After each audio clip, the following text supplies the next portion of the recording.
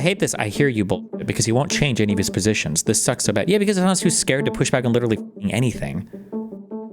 Hasan recently had his worst interview in a while with propagandist and foreign policy advisor Matt Duss. It wasn't productive. Hasan and Matt couldn't agree on anything, and you could tell that he was talking from both sides of his mouth. People wonder why Bernie Sanders has such a bad position on the genocide in Gaza. People like Matt Duss are a big part why. I was astounded with Hasan being charitable to this charlatan on stream. Like, what was the point of it? I had to turn off the stream when the dude started trying to make an argument for why some Zionists are good people, actually. What the fuck? Turns out this guy is even more insane than I thought. Jesus Christ. Hasan Matt Duss. Hello. Hey, how you doing, son? What's going on, Matt? Pleasure to have you on the broadcast. Welcome to the Hasan Nabi broadcast. Here it is, everybody. Ladies and gentlemen, Matt Duss. As I said earlier, a second ago, Matt Duss is the former foreign policy advisor to Bernie Sanders and now currently working at the Center for International Policy. Matt, someone called you evil yesterday, for the record. That's how I presented you. And it reminded me that I was meaning to have you on the broadcast to talk about both the Donald Trump, Vladimir Putin summit that is supposed to be taking place tomorrow, but then also talk to you about Democrats, their failures on Israel-Palestine, your opinion and your evolved opinion on Israel-Palestine personally, and you know what happened, like how that. I agree with you. The reason why I'm bringing this up is because like what Rashid Tlaib told me was basically that like politicians are still malleable, and it does seem like this unshakable force, like the loyalty and defense of Israel is just like impossible to break through. But it's very clear that at least from her feedback, that they do see people at their town halls and they do get scared. And I think Gallego was a great example of this, like a person who has been pro-Israel in his town hall when faced with that question had to be like, oh well, maybe I would have voted against weapons. There's also the other side of this where people talk about like the distinction between defensive weapons and offensive weapons. I wanted to hear your perspective on that. Sure. Well, first, in regard to what Congresswoman Tlaib said, I mean, she's right. It is so important for members to kind of hear from constituents and to get grief and to get complaints. I mean, that's what I was saying earlier, that for the longest time, they've only ever felt like they had to fear pressure from their right. They've only been looking over their right shoulder when this question comes up. And it's because of a lot of work by a lot of people, activists and others who, that they understand, like they need to check their left shoulder as well. And that Politico article that you quoted from, where Pete went to kind of clean up the mess. I mean, it's saying, this is going to be a litmus test going into 2028. And I think we saw from Mamdani's campaign something really important. There's good reason why it's a litmus test, because it signals to people that you're not full of crap on a whole range of other issues. You can offer, a really fantastic platform, a whole set of great ideas. But if your answer to a question about Gaza is that Israel has the right to defend itself, you're basically telling people that I'm full of crap and I'll probably fold on all that other great stuff too. So it really... These are the people that his audience hates? Okay. It's a litmus test, I think, for a couple of really good reasons. So what was the second part of your question there? The second part of my question was the distinction being made in some circles, at least, like between offensive and defensive weapons. Do you feel like there's a distinction without a difference? I mean, I understand. Just you don't want to be. I mean, it's important to allow countries to defend themselves, to defend their civilians. Wait, which one's mine? Not good. Yikes! Allowing Israel to defend civilian population. Cringe. We talk about that a lot with regard to Israel. It's a fair question. I think it's a very important question. Why do we never ask that of the Palestinians? Israel has a right to defend itself. Do the Palestinians have a right to defend themselves? I say yes. I think, yeah, absolutely. I think they absolutely do. So brave, Hasan. Good job. I mean, they not only have a right to defend themselves, they have a right to resist occupation, as any people do. No, it's both legal and moral, for sure. They not only have a right to defend themselves, they have a right to resist occupation, as any people do. No, it's both legal and moral, for sure. That's right. They should do so within the bounds of international law with the treatment of civilians and non-combatants, just as Israel should. But anyone should be able to answer unequivocally yes, that the Palestinians have a right to defend themselves.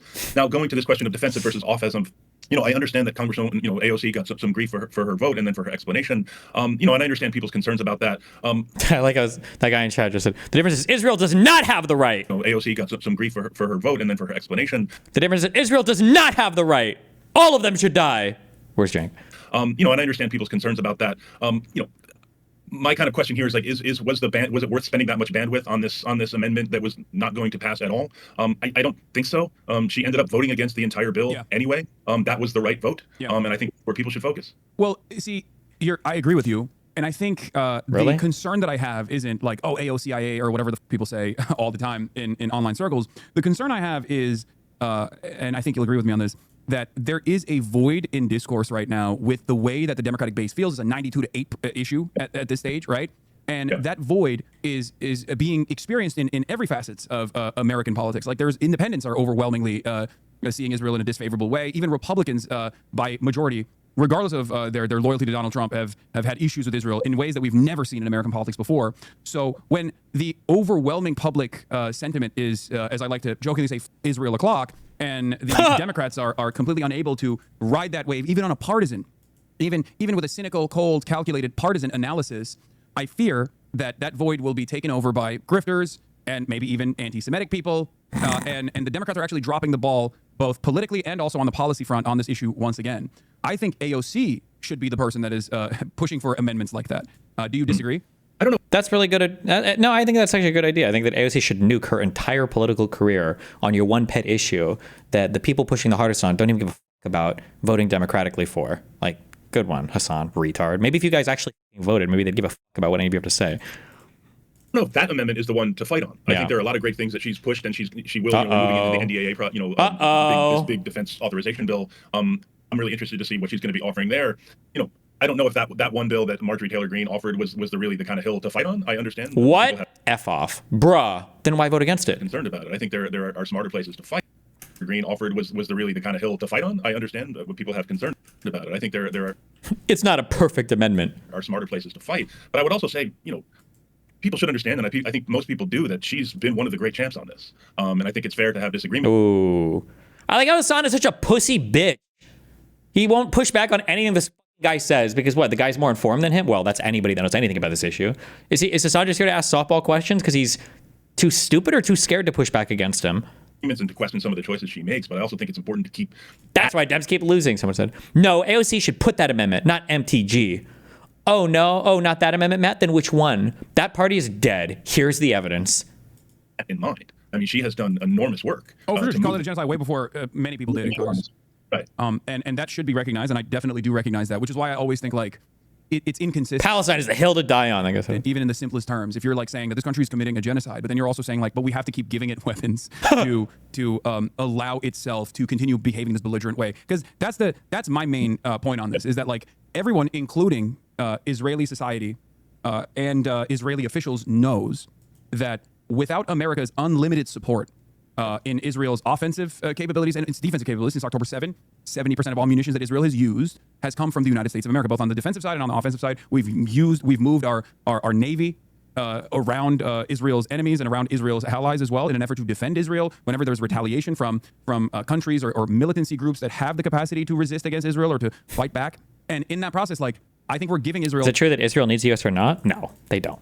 It's definitely helpful. But like absent the U.S., I'm sure they would try to find either some other support or they would just become far more aggressive against the Palestinians.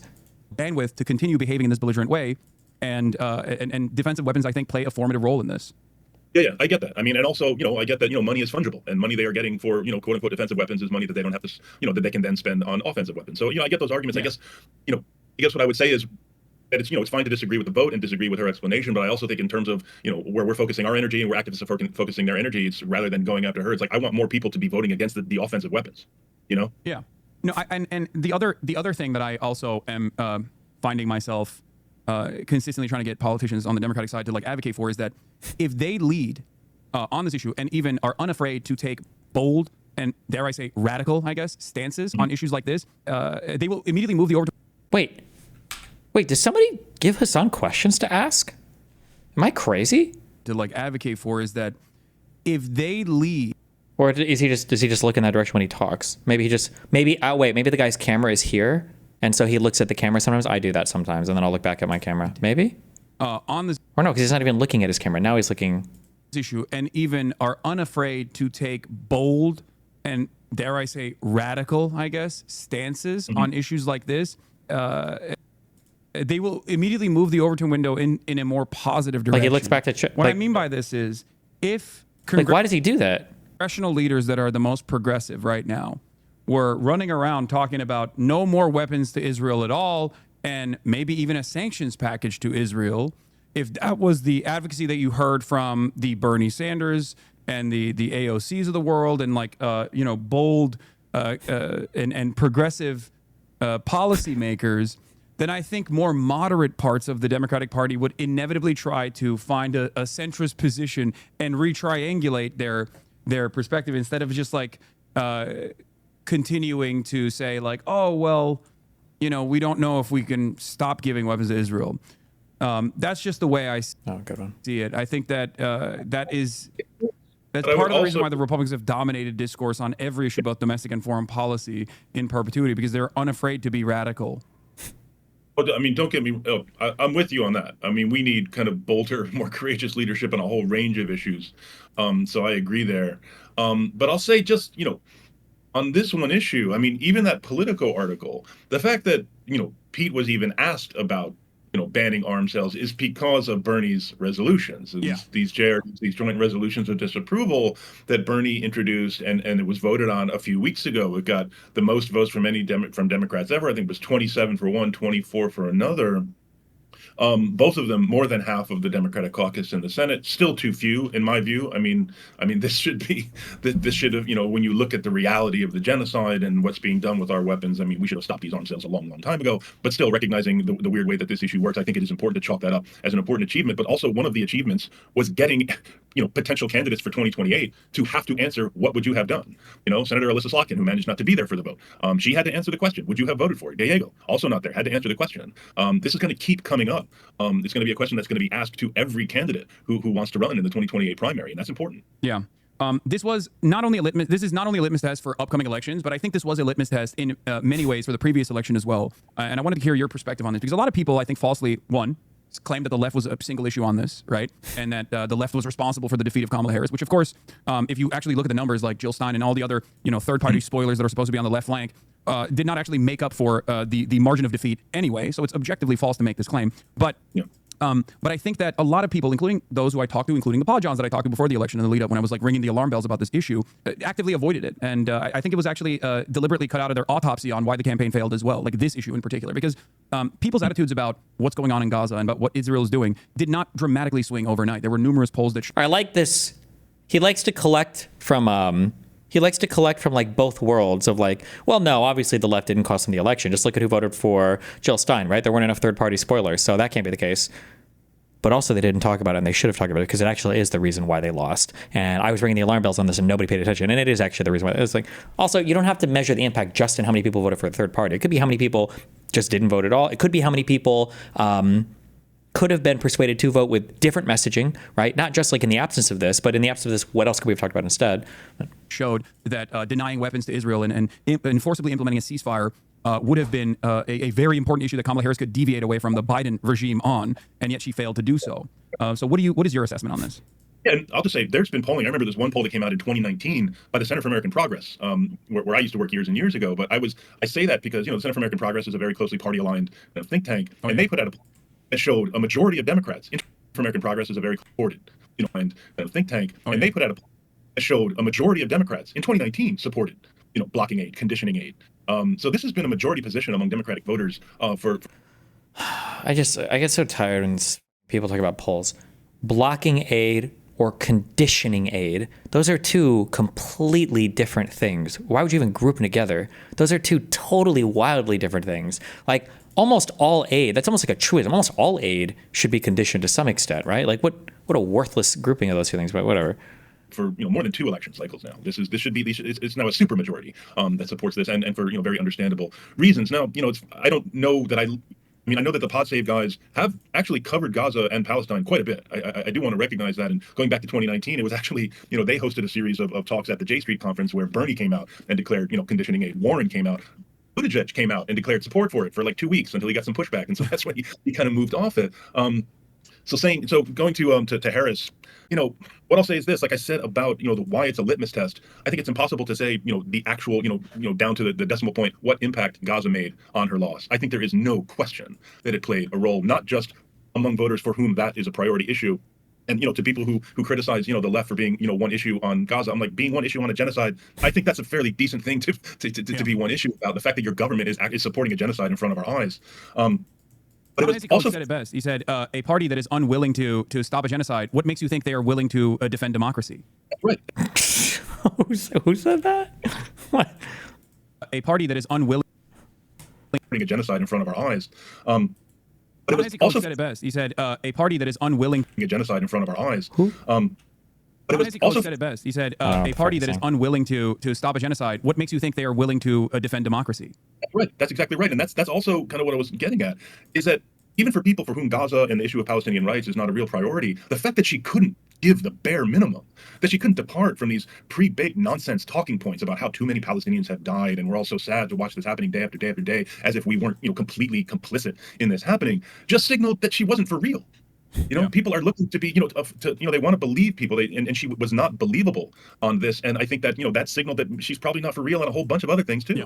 No, it was a perfect issue to show the problems that was emblematic within the entire Democratic Party's inability to listen to the demands being made by their own base, that they were so willing to throw them aside to say, we're not going to do anything on this. We're just going to stay the course and just feed a bunch of bull about how they're trying desperately to get a ceasefire deal done, when in fact everyone who was even like a little bit aware of what was going on would either get mad because they're like, what do you mean we can't get a ceasefire done? We're America, okay? Or or they just thought, okay, well, you're feckless, like you're unable to do this, like you're weak. Or of course they knew the truth, which is what I want to ask you about, because I have tweeted a lot of things. I've said a lot of things about Israel and all of the militant resistance against Israel that oftentimes Zionists get very mad about.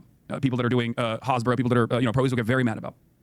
One of those is the notion that this conflict could end, this genocide could end at any given point with one phone call. And I wanted to hear, what your perspective is, your foreign policy guy, and if you think that, well, this is of course an exaggerated claim. It's not literally one phone call, but it's as close to one phone call as you can get in American politics. And it has ended with one phone call in the past, with George H.W. Bush, with the continuation of the settlement projects, with Ronald Reagan, with Lebanon, and also with Joe Biden in 2021, with Israel's siege on Gaza in 2021. So what's your assessment on that? Yeah, as you said, not one phone call, not one day, but as Joe Biden did in May 2021, he calls up Netanyahu and says, we're out of runway here. We got to wrap this thing up. He never did that. Yeah. Here. And granted, the mood of Israel, the reaction to October 7th, this was a different situation, but still, after months and months and months of this, and knowing for a fact, and let's be clear, they knew for a fact what Israel was doing. They had complete visibility onto Israel's policy, its strategy, its tactics. And this is something I bring up a lot because I think it's important to note. The Biden administration assessed publicly that Russia was committing war crimes in Ukraine within a month of the February 2022 invasion. They could not, by the end of the Biden administration, after whatever it was, 18 months, they still could not come out with an assessment of Israel's behavior in Gaza. That's just such bullshit. We have such absolute visibility, far greater visibility into Gaza, into Israel's tactics and what it's doing than we do into what Russia's doing. And the fact that they couldn't make an assessment, which everyone can see on their phones, literally everyone, Palestinians are reporting it. USAID itself floated a report all the way up to Anthony Blinken, and he spiked it on purpose because he wanted to continue unlimited weapons to Israel. Jesus, what? No, and the point you're making there, this is, as bad as materially supporting the war was and is. In my view, just as bad was the propaganda campaign that the Biden administration waged on its behalf. This was a campaign of lies and disinformation that I think it was as bad as the lead up to the Iraq War. Also, I don't know if this guy believes it, but keep in mind, Hasan still believes that Al-Alil hospital or whatever, he still thinks that was bombed by Israel and that 600 people died a week or two into the war or whatever. He still believes in every single fake story that came out. He believes in all of those still, even the ones that have been Hasan still believes in all of those. And I use that. I'm very careful about saying that. But when you look at what we constantly heard from White House spokesman John Kirby, from people at the State Department, we're not seeing evidence of these war crimes. We haven't finished our assessment. It was just such bullshit. And it played a really, really just a really corrosive role, and was designed to play a role in suppressing democratic pushback. And it helped lay the groundwork for the continuing denial of this genocide that we're seeing now. And this is again why, as critical as I was of the Biden administration and people inside for doing what they did, I'm even more critical of them now for staying silent about it. Yeah. They're not in government anymore. You saw the intelligence. Kamala Harris in this political article we were looking at earlier chose not to give an answer, and it's been 8 months. This guy is not too radical. This guy's too much of a pro-Zio cuck for Hasan's audience, such that Bad Empanada has now turned on him, and his whole subreddit is attacking him. Is it for this section? On that front, I guess because I wanted to see you're a foreign policy guy. This is what you do. I wanted to see what are some of the disagreements that we might have, and one I think is on the issue of Zionism in general, because as I said, I see Zionism as an ethno-supremacist ideology that is built around the extermination of the indigenous population that happens to be non-Jewish, the in-group out-group dynamic. What does he think indigenous means? Just to be clear, there's a reason why Arabs got across the entirety of the greater Middle East region. It wasn't because they were indigenous. That's just fucking retarded. I don't know if he's being retarded or evil there when he says that. Now, for some reason, when brown people do conquest, it doesn't count as conquest. I guess only white people can do conquest. But what a retarded thing to say. and therefore I see it as inherently fascist. And I feel like this is something that a lot of people. I don't know if exterminating indigenous populations has anything to do with fascism either, but okay. Refuse to reckon with. And I wonder if you have disagreements with this. I mean, I would disagree with defining all of Zionism that way. I think the actual material reality, like Zionism as it exists in the world, unfortunately, I think reflects that. And people who are Zionists, I think, need to contend with that. But I think there are other forms of Zionism. I mean, there was a pretty serious debate going in the late 1800s into the early part of the 20th century. People who classified themselves as identified as Zionists, but there were questions over: do we need our own state? Can we form a community within an existing state? There were all kinds of questions about, okay, how do we relate to the indigenous population? Let me. Oh my God, dude, their chat. Do you think I wonder if the next shooter is going to come from Hasan's chat here. These guys are ready to go to town, bro. Is it a Jewish ethno-state? What does self-determination for Jews really require? And so that's how I would tend to define Zionism broadly. It's just the belief that the Jews are a people, and as a people have a right to self-determination. Now others define, well, a right. Sorry, you're not allowed to have a right to self-determination. You're not brown or an enemy of the United States. Those are the only people that matter. To self-determination in their historic homeland of Israel in the Middle East, a right to a Jewish ethno-state. People add all kinds of different details on that, but in understanding it in its broadest terms, I understand it as I said. I mean, I know I have really close friends who identify themselves as progressive Zionists, who would share a lot of our criticisms, and who live there and do this work under considerable pressure and trying to create a society that is equal, in which Jews and Palestinians are equal under the law. Some of them support two states, some of them support one state, some of them support one kind of confederal arrangement. But I do think there are people who identify strongly as Zionists, to whom your description of kind of an a violent ethno-eliminationist chauvinism doesn't really apply. Yeah, I think at the end of the day, if the impact and the ultimate reality that is unfolding is genocide in Gaza and pogroms in the West Bank, with a deliberate attempt to inevitably implement the greater Israeli state project, which Benjamin Netanyahu has even pontificated on as recently as this past week, then the way I see it is just like the old understanding of Zionism. And I always go back to Albert Einstein on this.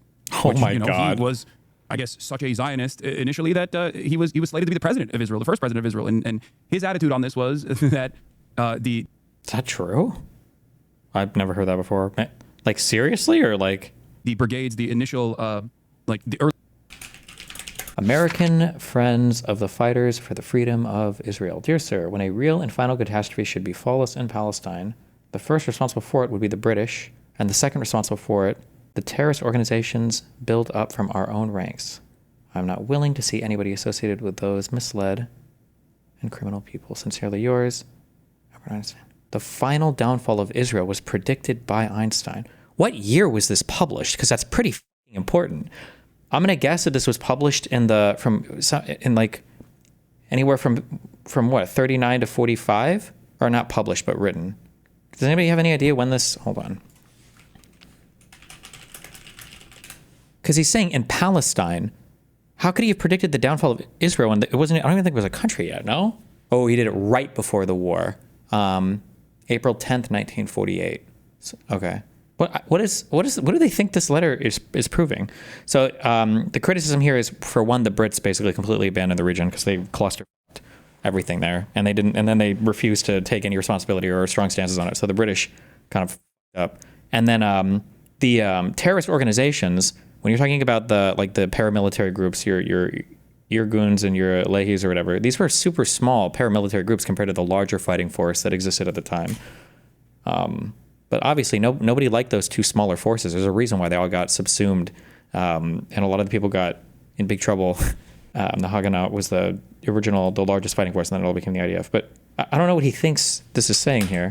This is just like the old understanding of Zionism. And I always go back to Albert Einstein on this, which, he was, I guess, such a Zionist initially that he was slated to be the president of Israel, the first president of Israel. And his attitude on this was that the brigades, the initial...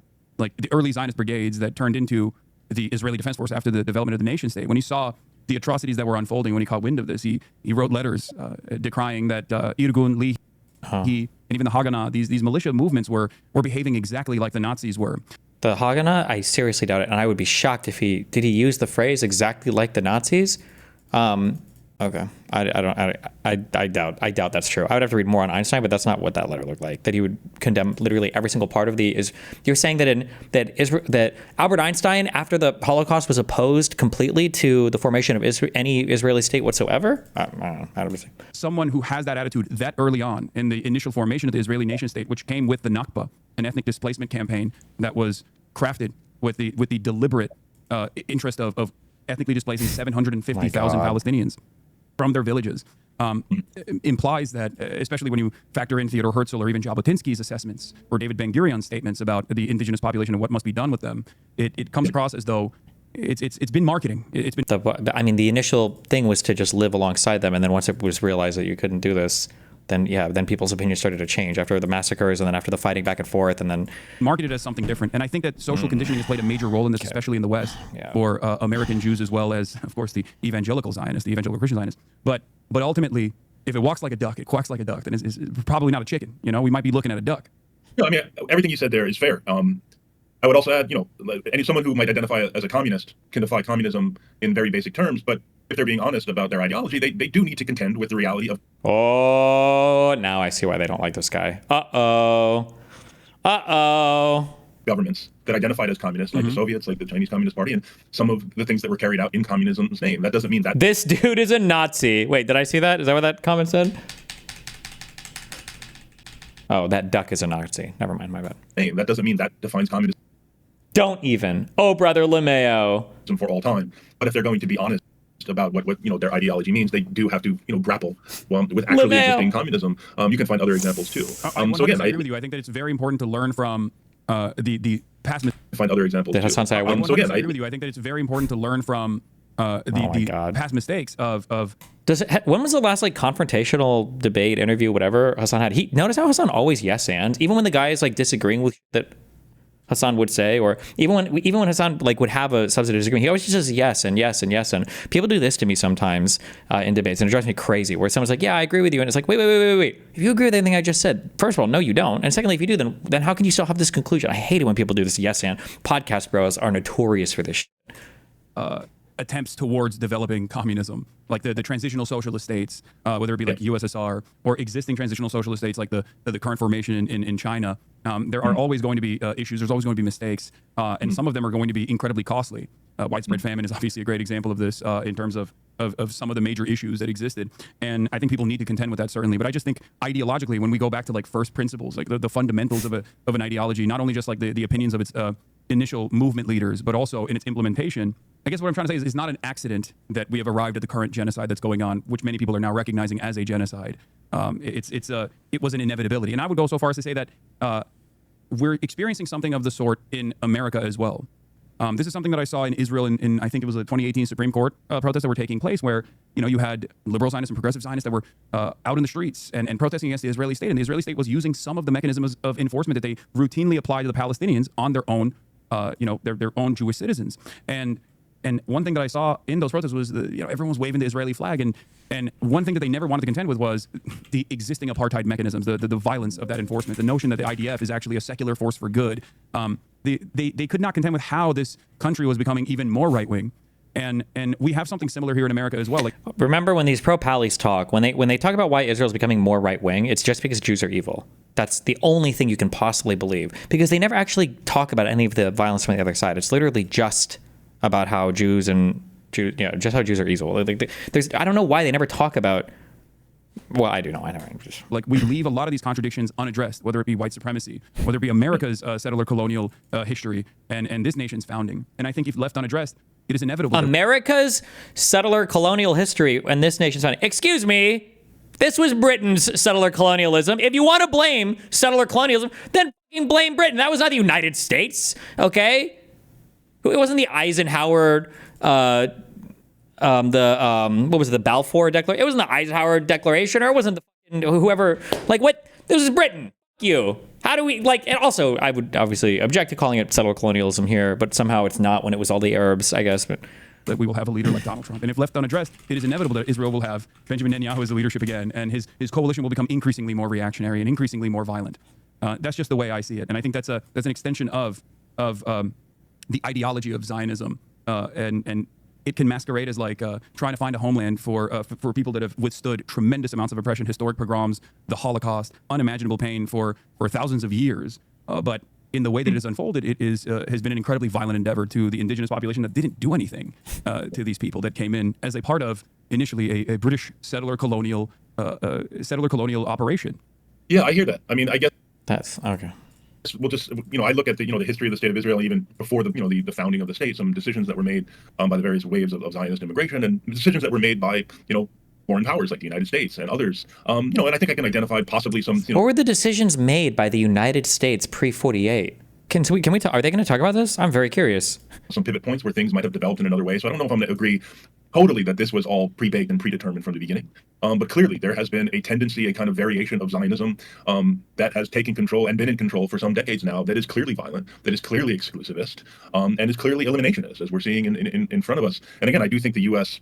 bear some responsibility here, because the United States, more than any other country, has been the one that has kind of shielded Israel from any real consequences from decades and decades of these abuses. And I don't know if irony is the right word, but no country has done more to help really diminish and strangle the Israeli peace movement and the possibility of the emergence of a more pluralistic and equal vision of the Zionist state of Israel than the United States, by shielding it from those consequences and shielded Israel from any real, because the United States, more than any other country, has been decades now that is clearly violent, that is clearly exclusivist, and is clearly eliminationist, as we're seeing in front of us. And again, I do think the U.S. bear some responsibility here, because the United States, more than any other country, has been the one that has kind of shielded Israel from any real consequences from decades and decades of these abuses. And I don't know if irony is the right word, but no country has done more to help really diminish and strangle the Israeli peace movement and the possibility of the emergence of a more pluralistic and equal vision of the Zionist state of Israel than the United States, by shielding it from those consequences. And people. The U.S. didn't like super hardcore back Israel until really like 73. Like before then, Israel had relationships with other European countries, kind of, and then smuggled shit in and kind of did on their own. The idea that like the U.S. was here since the founding and helped them through all of their early wars, whatever, it's just not true. But like Joe Biden, who says there should be no daylight between the U.S. and Israel, that kind of approach has been wind at the back of the settler movement. That has been wind at the back of the extremists who are now perpetrating this genocide. Yeah. Okay. Let's switch gears a little bit and let's. Oh, he doesn't even fight that hard on it. Oh no, his audience. Is Ukraine just an American/NATO proxy? Jesus.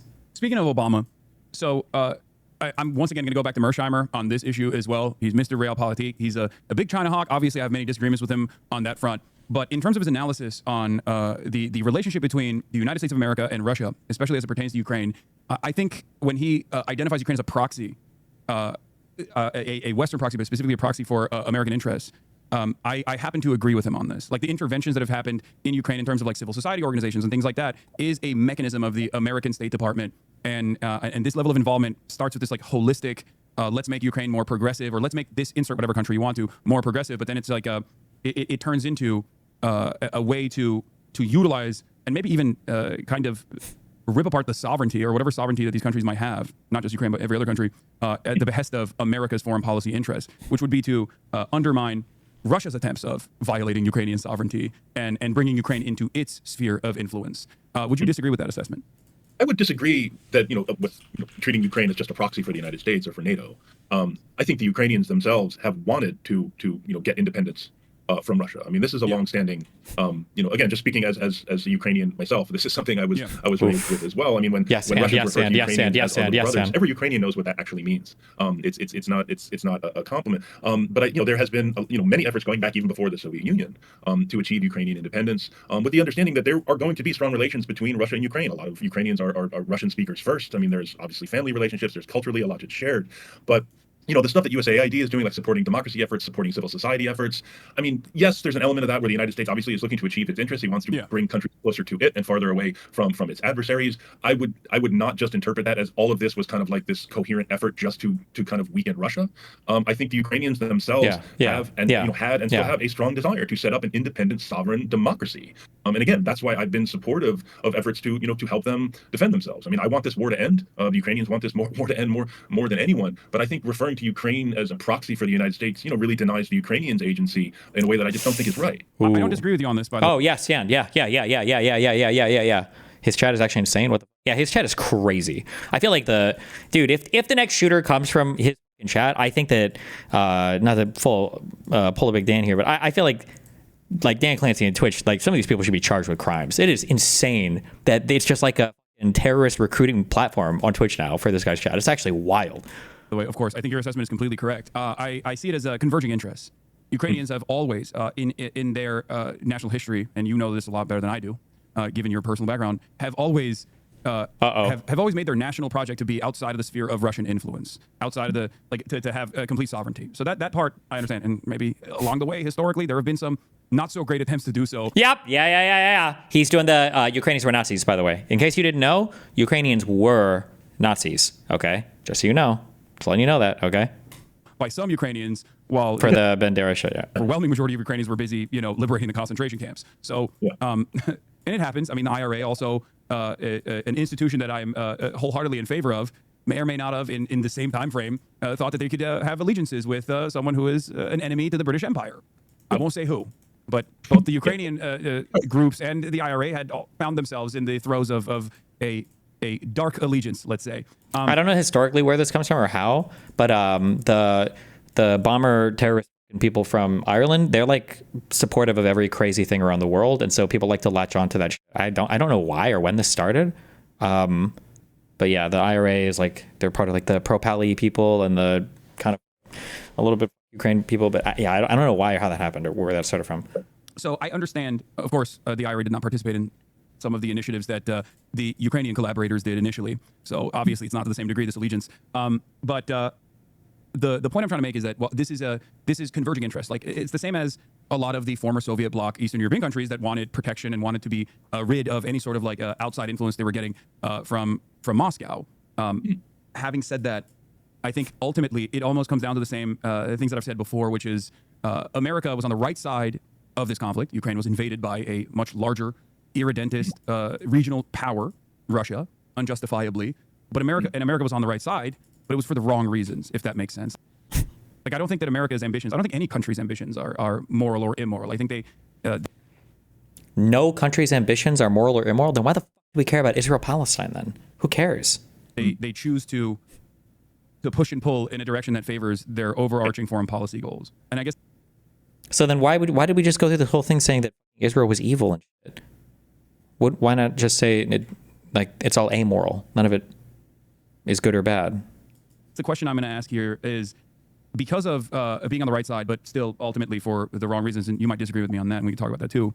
Do you feel like there were exit ramps where there could have been more leverage for Ukraine that could have been entertained more? And I think you know exactly what I'm talking about, the Antalya 15-point program that was put forth after the initial pushback by Ukrainian forces and an abject failure of the fake Russian military operation, special military operation that failed to take over Kyiv in a matter of weeks, as the initial assessment looked like. Yeah, I mean, there's a couple things in there. One is to answer your second question first. I see there, I'm not convinced that any of these agreements, the Istanbul Agreement or any of these, subsequent agreements, I think they were worth exploring. I think some of them were explored. Could they have been explored more? Yes. But again, at no point along the way have I seen any real evidence that Putin has ultimately changed his goals. I mean, he has stated them pretty clearly, whether or not it's the physical occupation and control of all of Ukraine's territory. It's, creating a Ukrainian government that is subservient to Moscow. I think the United States definitely. Yes, and. He's not going to, Hasan just doesn't, Jesus Christ. Could have leaned in on, wanting a ceasefire and an agreement, could have leaned in on diplomacy at a few points along the way. Not necessarily because I think that would have achieved much, although that is always worth exploring, but because, again, it would have put the onus back on Putin, just as Donald Trump has done in his own way. Just made clear, this is the man whose choices are driving this war. And now going back to what you said about, in his own. I guess Matt Duss, is that a certain type of last name? Is as far as Hasan go when talking about Ukraine, white Western leftists and their views on Ukraine still stuck in 2022, throwing moral arguments still. I don't even know what this guy's position is. Just made clear, this is the man whose choices are driving this war. Oh, these guys believe in the CIA coup. Can you ask him about Euromaidan and American influence there? Because a lot of people think that the 2014 Euromaidan was like a CIA instigated color revolution, basically. And now going back to what you said about being on the right side for the wrong reasons, I hear that. Listen, Joe Biden, I mean, even though I think he handled it fairly well, I understand he was doing this because he saw it serving the ends of American primacy. That is not a goal that I agree with. However, the way that I approached it as a progressive, who believes in people's rights to defend themselves, people's rights to independence, in international law, and the right of countries not to be invaded by their more powerful neighbors is a pretty foundational idea in international law. I mean, I saw a set of principles and values that were being upheld by a policy of the U.S. government, even if I didn't go all the way with the reasons why the U.S. government was doing that. And of course, the U.S. government is wildly hypocritical but I mean, people accuse you of or accuse each other of whataboutism. They're like, well, we're not doing the right thing here. Why should we do the right thing over there? My approach is I just want to be consistent about these things. Government to uphold those values and those principles consistently. Yeah. A couple questions for you. I have routinely stated since the invasion that this was also a massive blunder for Vladimir Putin as well, even though he has obviously been able to successfully gear the entirety of the Russian economy into a war economy and has been able to withstand a lot of the sanctions regime that was immediately implemented. Obviously, there's a lot of secondary markets that Russian energy can still. Sorry. The relationship between the United States of America and Russia, especially as it pertains to Ukraine, I think when he identifies Ukraine as a proxy, a Western proxy, Ukraine, but every other country, at the behest of America's foreign policy interest, which would be to undermine Russia's attempts of violating Ukrainian sovereignty and bringing Ukraine into its sphere of influence. Would you disagree with that assessment? I would disagree that with treating Ukraine as just a proxy for the United States or for NATO. I think the Ukrainians themselves have wanted to. I just want to say in the chat here from Russia. I mean, this is a long-standing. Again, just speaking as a Ukrainian myself, this is something I was. Yeah. Independence in quotes. How is this guy not in jail yet? I don't even know what that's referring to. I was raised with. They wanted the coup. It is just a proxy to the State Department. Ukraine is stuck between empires. As well, I mean, when Russians refer to Ukrainians as our little brothers, every Ukrainian knows what that actually means. It's not a compliment. But there has been many efforts going back even before the Soviet Union to achieve Ukrainian independence, with the understanding that there are going independence, but also join NATO? Question mark. I like how they treat joining NATO and joining a Russian trade union, the nation state, is the same thing. When Russia literally conquers you, takes your hostage, like actually is capturing land from you, force you to join their shit, and if you don't, they're gonna invade you and kill everybody, right? That's the same thing as like, hey, can we take a vote to join NATO, where sometimes we might help with things if they want us to, and everybody all has to agree, we all have to be on board with it. Like, oh my god, dude. Going to be strong relations between Russia and Ukraine. A lot of Ukrainians are Russian speakers first. I mean, there's obviously family relationships, there's culturally a lot that's shared, but the stuff that USAID is doing, like supporting democracy efforts, supporting civil society efforts. I mean, yes, there's an element of that where the United States obviously is looking to achieve its interests. He wants to bring countries. Is that not the reason why Lenin created Ukraine at Hasan Closer to it and farther away from its adversaries? I would not just interpret that as all of this was kind of like this coherent effort just to kind of weaken. USAID, Keck W. I can't quote democracy, end quote. In Russia, I think the Ukrainians themselves have and had and still have a strong desire to set up an independent, sovereign democracy. Democracy efforts. And again, that's why I've been supportive of efforts to help them defend themselves. I mean, I want this war to end. The Ukrainians want this war to end more than anyone. But I think referring to Ukraine as a proxy for the United States. They gave up Crimea without much fight. Russia has Belarus to Ukraine's north, direct north. I don't blame them wanting to get into NATO. LOL. From Buddha Hands.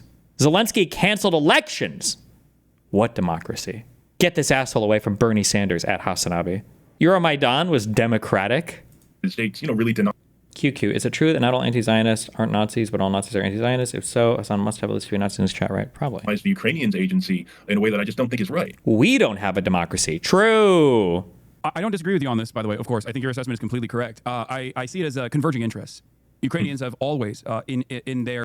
He's not wrong. We also meddled in Ukraine, so our billionaires could make money, not just to weaken Russia. What the? How much money was made meddling in Ukraine? What? Their national history, and you know this a lot better than I do, given your personal background, have always have always made their national. Okay, never mind. Tim Pool was right all along. All right. Project to be outside of the sphere of Russian influence, outside of the to have complete sovereignty. So that part I understand, and maybe along the way historically there have been some not so great attempts to do so by some Ukrainians, while the overwhelming majority of Ukrainians were busy, liberating the Cossack. Ask him about the ICC reports about the SBU torture and abuse of the Eastern population during the Civil War. Oh my God, I don't know. I just clicked. Oh, Civil War is what they call it in the conflict that is in the two regions of the Donetsk region and Luhansk region. They call it a civil war because the main propaganda point is just that there were just some basically innocent Ukrainians that were being oppressed by the Ukrainian government, so they started to fight back, and then Ukraine came and just started bombing and murdering all the civilians for no reason.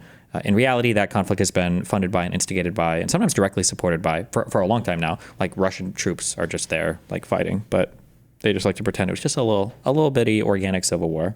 Concentration camps. So, and it happens. I mean, the IRA also an institution that I'm wholeheartedly in favor of, may or may not have in the same time frame thought that they could have allegiances with someone who is.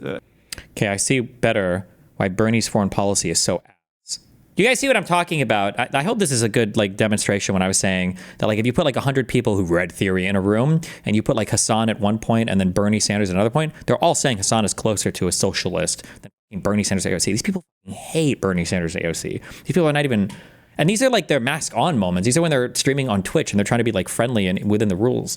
An enemy to the British Empire. I won't say who. But both the Ukrainian groups and the IRA had found themselves in the throes of a dark allegiance, let's say.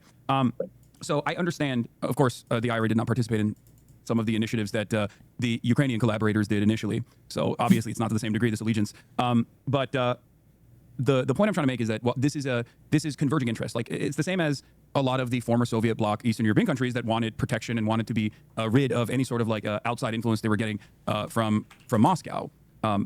Having said that, I think ultimately it almost comes down to the same things that I've said before, which is America was on the right side of this conflict. Ukraine was invaded by a much larger, irredentist regional power, Russia, unjustifiably. But America was on the right side, but it was for the wrong reasons, if that makes sense. Like I don't think that America's ambitions, I don't think any country's ambitions are moral or immoral. I think they choose to push and pull in a direction that favors their overarching foreign policy goals. And I think a part of that, and I guess the question I'm going to ask here is, because of being on the right side, but still ultimately for the wrong reasons, and you might disagree with me on that, and we can talk about that too. Do you feel like there were exit ramps where we just wanted to see what the future of drone warfare would look like? There could have been more leverage for Ukraine that could have been entertained more. And I think you know exactly what I'm talking about, the Antalya 15-point program that was put forth after the initial pushback by Ukrainian forces and an abject failure of like the fake Russian military operation, special military. We didn't get involved with World War II because we were shocked at what was going on and wanted to stop it. We have an interest, so I get it happening here too. We got involved in World War II because Japan bombed us. What the in terms of like actually like starting to deploy troops, but military operation that failed to take over Kiev in a matter of weeks, as the initial assessment looked like. Yeah, I mean, there was a couple things in there. One is to answer your second question first. I see there, I'm not convinced that any of these agreements, the Istanbul Agreement or any of these, subsequent agreements, I think they were worth exploring. I think some of them were explored. Could they have been explored more? Yes. But again, at no point along the way have I seen any real evidence that Putin has ultimately changed his goals. Liberals cheer the Ukrainians to their deaths. I mean, he has stated them pretty clearly, whether or not it's the physical occupation and control of all of Ukraine's territory. It's, creating a Ukrainian government that is subservient to Moscow.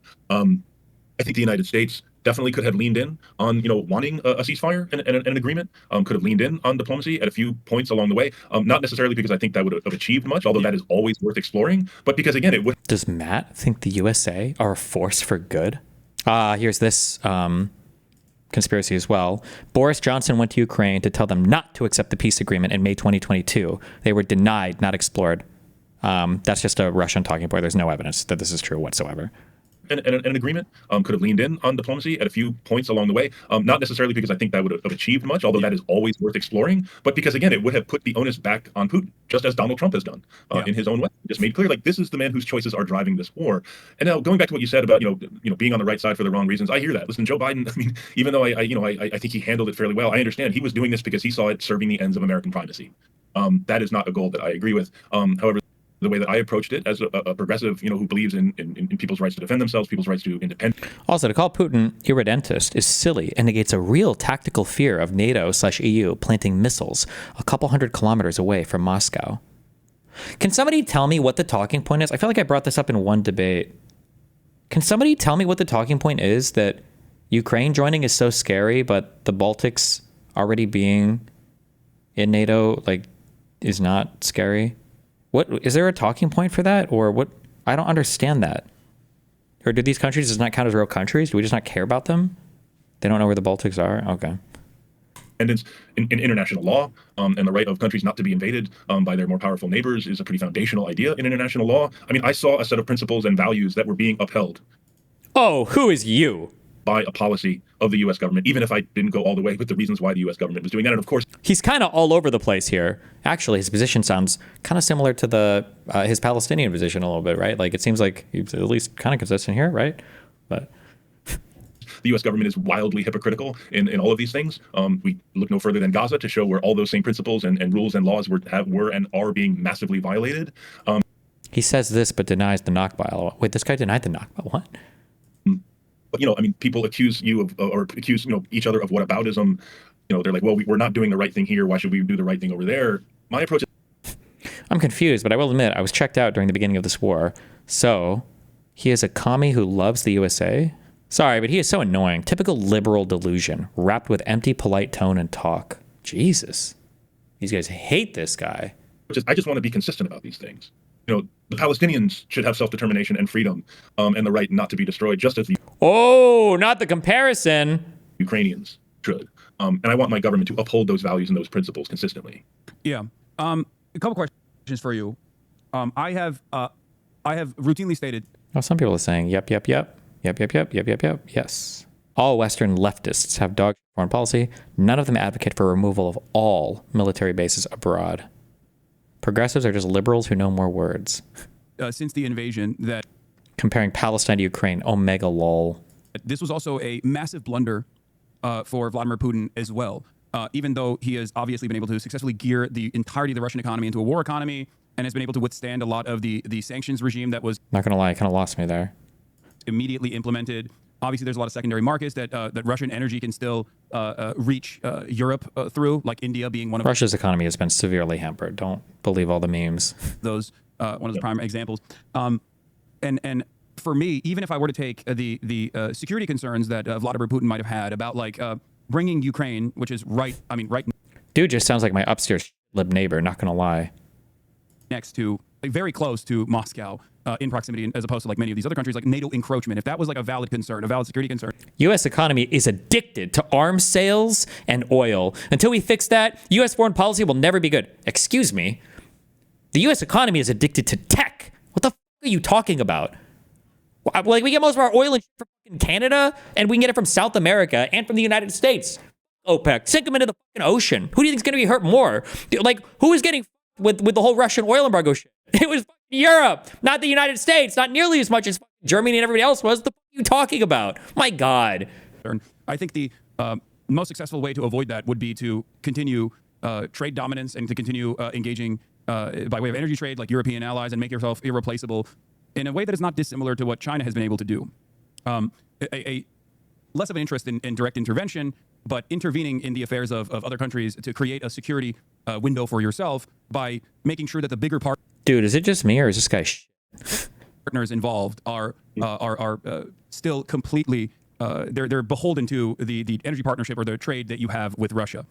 Yep. I think not doing that and then militarily invading Ukraine was a major mistake that actually emboldened NATO and that's who blew up Nord 2, Matt. the reason why you saw Finland and Sweden join NATO as well, especially because it was also a failure in terms of a military invasion as well. Which I hate this. I hear you bullshit because he won't change any of his positions. This sucks so bad. Yeah, because Hasan's too scared to push back on literally anything. Showed that Russia was wholly incapable of being a serious threat beyond. Never met a foreign policy expert who wasn't a neoliberal at the end of the day. That's almost like a sign that maybe that's so close to getting it.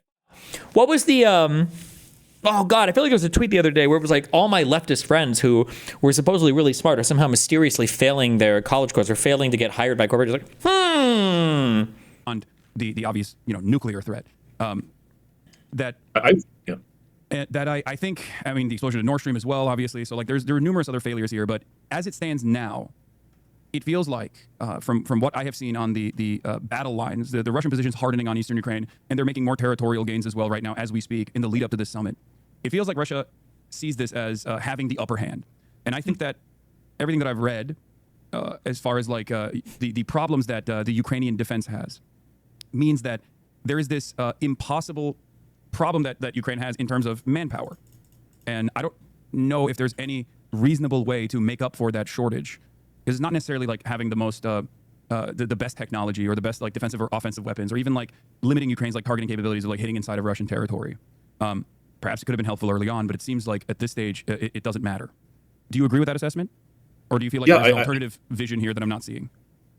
Well, I think we're in a situation right now. I mean, first of all, going back, agreeing with you that this was initially a huge blunder and an embarrassment. And also, it's put Russia in a relationship with China, which I guess I won't call a vassal relationship, but a really subservient relationship with China. That's really not something that I think Putin wanted. But he has shown the ability to reconstitute his military force to Hasan does need to learn to ask questions and let his guests speak sometimes. The reason why Hasan asks big questions like this is because it gives him the opportunity to demonstrate his knowledge on the topic in a non-adversarial way.